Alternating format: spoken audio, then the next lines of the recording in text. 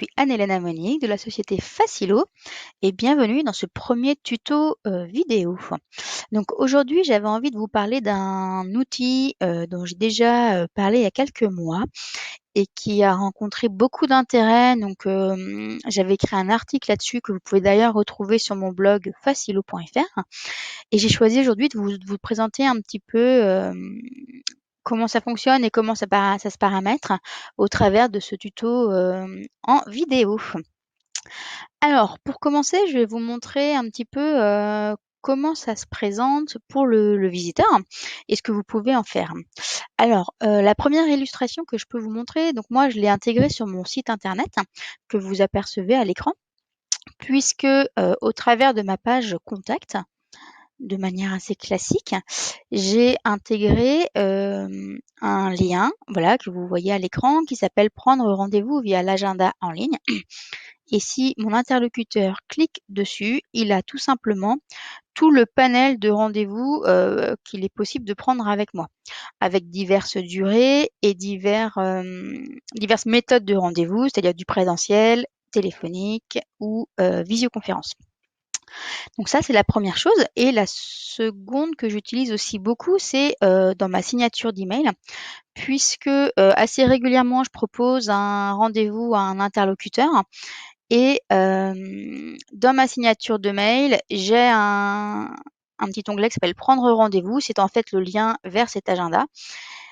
Et parfois, même dans le corps du texte, quand je dis, bah voilà, si vous souhaitez, on peut échanger, et je mets directement le lien pour que la personne n'ait plus qu'à cliquer dessus et prendre rendez-vous avec moi. Donc, quel est l'intérêt de ce fonctionnement? C'est d'éviter déjà les allers-retours. J'envoie à mon interlocuteur des dispos.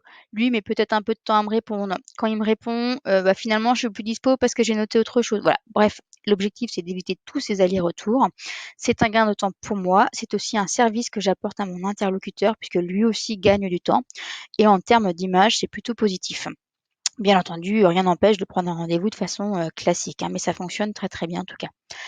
Donc il existe plusieurs outils. Moi, celui que j'utilise et que j'ai choisi de vous présenter pour en avoir testé plusieurs, c'est donc l'outil qui s'appelle Booking, que vous apercevez donc ici, qui est en fait un outil de la suite Office 365, ce qui signifie que lorsque je paye l'abonnement Office 365, donc une dizaine d'euros par mois, j'ai non seulement bien sûr Word, Excel, PowerPoint, Outlook, donc les classiques, mais j'ai aussi accès à cet outil.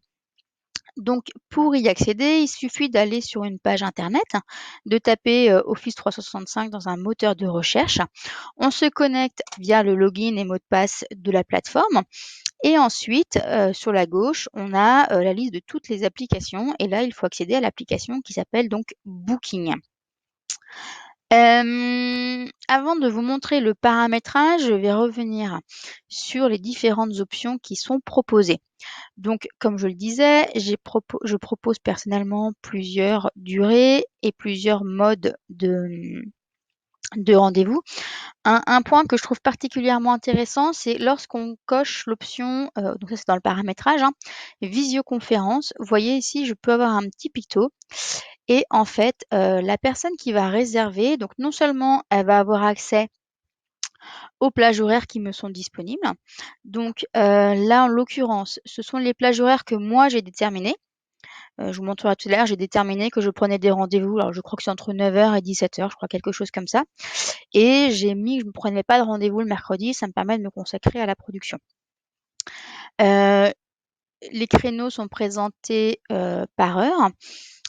Je demande les informations qui me sont utiles. Donc moi, ce dont j'ai besoin, c'est le nom, l'adresse email, numéro de téléphone et adresse, c'est facultatif.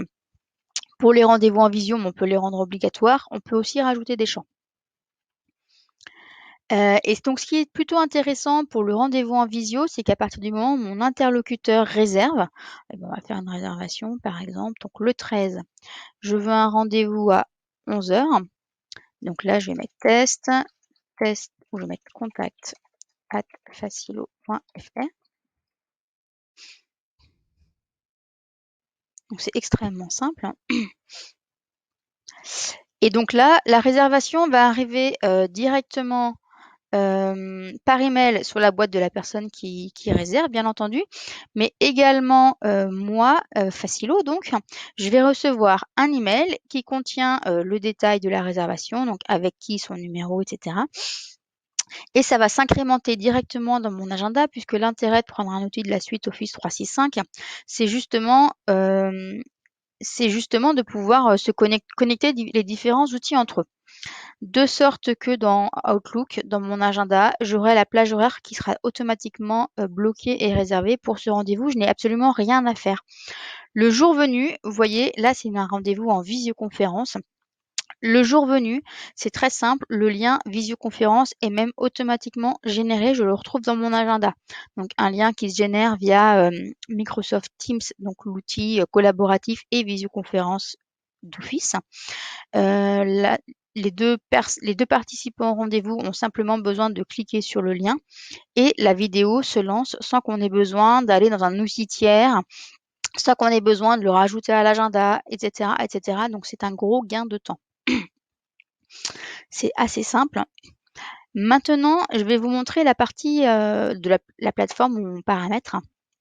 Donc voilà comment ça se présente. Donc au début, quand on arrive, il nous guide dans les différentes étapes pour paramétrer. Donc ce que moi j'ai déjà fait. Donc là-dessus, je vais passer un petit peu vite. Ce que je peux vous montrer, c'est ce premier menu qui est le calendrier. Si dans ma structure, on était plusieurs personnes à aller en rendez-vous, nous pourrions bien entendu avoir l'agenda des différentes personnes. Auquel cas, l'interlocuteur, soit il réserve avec une personne, précise, il choisit un nom, soit c'est la personne qui sera disponible. Ça, c'est un paramétrage. La page de réservation, donc là, on a le lien de partage, on peut le publier sur les réseaux, on peut le mettre à ses couleurs avec le logo, ce qui est quand même plutôt sympa. C'est assez transparent finalement l'outil qu'on utilise. C'est vraiment l'outil de Facilo en ce qui me concerne. Et ensuite, il faut simplement dérouler les différents, dérouler la page. Moi, j'ai déterminé que je voulais prendre un rendez-vous maximum par heure, que les réservations devaient arriver minimum 24 heures avant, parce que j'aime bien pouvoir m'organiser, et que les gens pouvaient prendre rendez-vous jusqu'à 1 an avant. Ça, vous pouvez le paramétrer comme vous le souhaitez. Il y a une notification par email lorsqu'il y a un rendez-vous. Et donc, on peut autoriser les clients à sélectionner une personne spécifique pour la réservation si plusieurs personnes sont dans l'équipe. Comme je vous le disais, on peut paramétrer pour tous les types de rendez-vous, les horaires et les jours, sachant que je pourrais très bien dire que, par exemple, pour les rendez-vous visioconférence, c'est, je sais pas, admettons 5 jours sur 5, mais que le matin. Par contre, les rendez-vous en présentiel, je pourrais très bien dire, ça, c'est que l'après-midi. Enfin, vraiment, c'est très, très souple dans le paramétrage. Là, c'est le paramétrage général, mais après, on peut faire un petit peu ce qu'on veut, puisqu'ensuite, on a une page qui s'appelle Service. Et c'est là qu'on va paramétrer les différents types de rendez-vous que l'on souhaite proposer. Donc si je prends par exemple le diagnostic flash que je propose à mes clients ou prospects, interlocuteurs, etc., j'ai un lien. Ce qui signifie que ce lien, je peux le proposer directement quand j'ai quelqu'un qui me contacte pour me dire voilà, je suis intéressée, j'envoie directement ce lien-là, j'envoie pas le lien de tous les rendez-vous. Et ensuite, on paramètre en fait le descriptif. Est-ce que c'est une réunion en ligne? Là, c'est une réunion en ligne. Je me garde 45 minutes avant, 45 minutes après le rendez-vous pour le préparer, reprendre les notes, me garder un peu de marge si jamais le rendez-vous prend un peu plus de temps, etc. On peut dire que le rendez-vous est gratuit ou pas. Ça, c'est vraiment au choix. Ah oui, pour éviter aussi les oublis, on peut paramétrer, moi c'est ce que j'ai fait, un jour avant le rendez-vous, la personne reçoit un rappel. Euh, Et puis voilà, après il suffit de paramétrer et envoyer, on peut tout paramétrer. Là, je vous parlais des horaires service par service, donc là on peut les paramétrer et on peut dire que pour tel type de rendez-vous, c'est telle personne. Imaginons, vous pouvez très bien imaginer, vous, en tant qu'avocat, voir le rendez-vous commercial, c'est uniquement avec les associés. Par contre, les rendez-vous de production, de mission, vous pouvez très bien imaginer que ce soit les collaborateurs et les associés. Voilà, à vous d'imaginer votre fonctionnement, mais comme vous le voyez, c'est assez simple. Hop, je vais ignorer. Et vous paramétrez ainsi tous les types de rendez-vous que vous souhaitez proposer à vos interlocuteurs. Donc les clients, je vais pas montrer par souci de confidentialité. Et ici, donc, vous allez pouvoir administrer toutes les personnes de votre équipe avec qui il est possible de prendre un rendez-vous. Et c'est simplement ça. Donc c'est extrêmement simple, comme vous le voyez, le paramétrage est vraiment, une fois qu'il est fait, on n'a pas besoin d'y revenir tous les jours. Ensuite, c'est d'une grande simplicité puisqu'il suffit de le transmettre à vos interlocuteurs, donc comme je l'ai dit, par email, sur votre site web, sur vos cartes de visite, pourquoi pas, enfin sur tous vos supports. Et ainsi, vous permettez à vos interlocuteurs et à vous-même de gagner du temps, de l'efficacité et puis une image positive.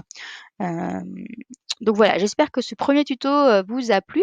C'était une première pour moi, donc merci de votre indulgence et puis, n'hésitez pas à mettre un commentaire, si vous voulez, poser des questions ou suggérer des choses et cetera. Je suis à votre disposition. Donc retrouvez-moi sinon sur facilo.fr. Merci beaucoup.